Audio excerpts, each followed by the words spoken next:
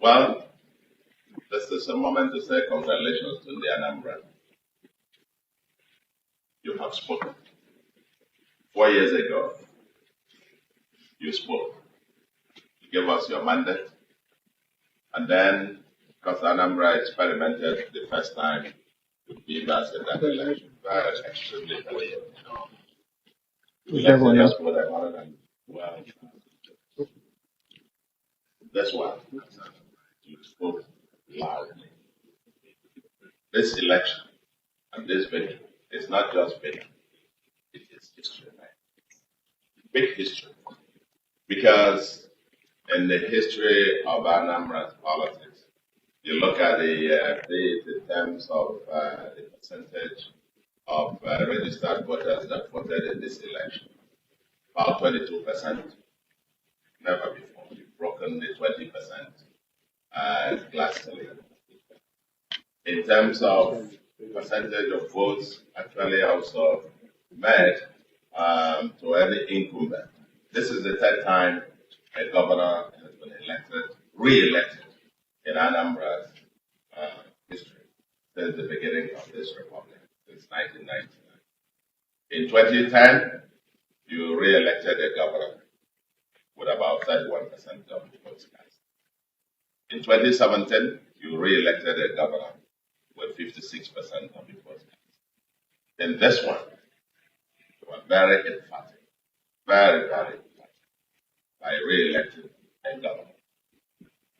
Yours sincerely, and my deputy, Dr. Mgbeke, with 73%.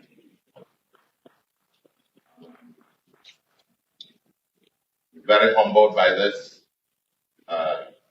being a show of solidarity, show of support, and you are very emphatic statement that you stand with us. We applied for this job. You employed us 4 years ago, and we were sworn in probably three and a half years ago. And all I can say to you, like we said throughout the campaign, is that you haven't said anything yet. We look at the results. We only lost out of 326 wards, electoral wards. We lost only 6. Only 6 wards. And out of 326, so probably about 321. 21 local governments over 21. So we used to say 21 over 21. 21 will probably be talking in terms of the wards. About 97%, 98% of the votes that you said. Very emphatic statement by the Anambra. Like I said before, we're very humbled. And like we said all through the campaign, the Americans will say you haven't seen nothing yet.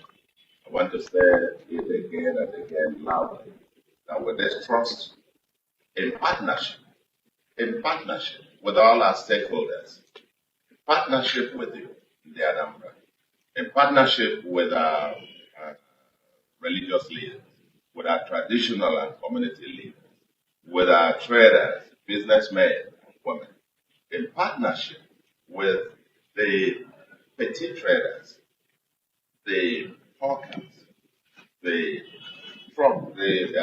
wheelbarrow pushers, in partnership with the ordinary men and women. We, over the next 4 years, stay loud. And say nothing. As I promised you, we're turning on to gear 4. Beginning from March. Probably we're now on gear 2, and then gear 3 as it were. But we'll be getting into gear 4 from March. To you in the Anambra, once again, we would never thank you enough for renewing our employment for the next 4 years. And then again, a sense of gratitude. Gratitude to the President and Commander-in-Chief of the Armed Forces of Nigeria, President Shiwaju Bola Ahmed Tinubu GCFR, being very true Democrat.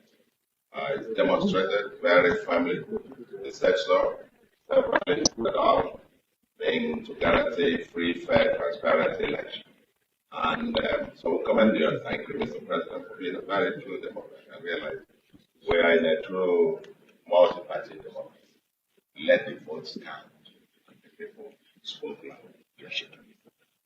To the Independent National Electoral Commission, I must very specifically thank you, and thank in particular the new INEC chair, Professor Joash Ojo Mobit.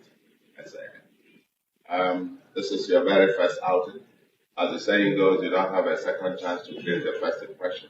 And I am very excited that your very first impression is a very INEC delivered, and I must say, put it on record, that since I've been participating actively in the electoral process here in Anambra, particularly since maybe 2017, when you started experimenting with technology, every election here in Anambra has been getting better and better and better. And it is fair to say that this is the best that we have organized so far. The by-election in August was super and decisive, massive improvement even on that.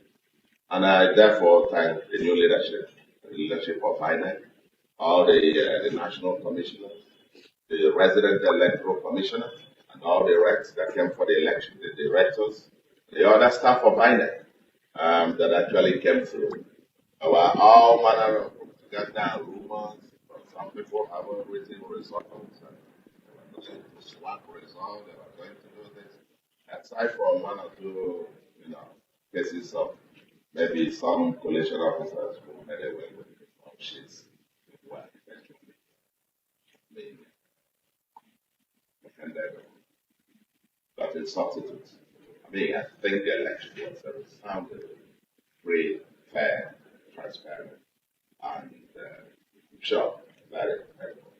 So I appreciate that, Nick, and may this be a foretaste of better things to happen, to continue to happen in our electoral system. And let me also particularly appreciate the ICT department of INEC, because by about midnight yesterday, they had uploaded more than 99% of the results from the polling units on the IREM, which is quite unprecedented. And I want to particularly single that out for commendation, because everybody was there downloading the results real time, compiling, so that by midnight, we already knew where this result was headed. So INEC, kudos to you, and the Anambra continue with the foundation to our democratic system. And then finally, to my opponents, my brothers and sisters who contested this election. This is the Anambra way. I think 16 of us were on the ballot, and obviously one person will win. And we have had fun, the Anambra way. The way we fight here in Anambra, we fight as if there will be no tomorrow.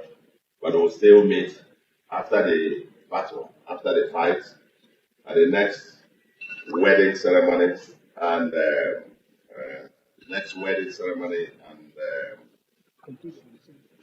traditional weddings, funerals, and share bottles of drinks, and so on and so forth, and crack jokes. The Anambra spirit is different. The Anambra spirit is what unites us. Let's, in brotherhood, embrace each other, and let's move forward. I extend my hand of fellowship, and that we're prepared to work with all of you for the greater good of the Anambra. That is the only thing that drives us.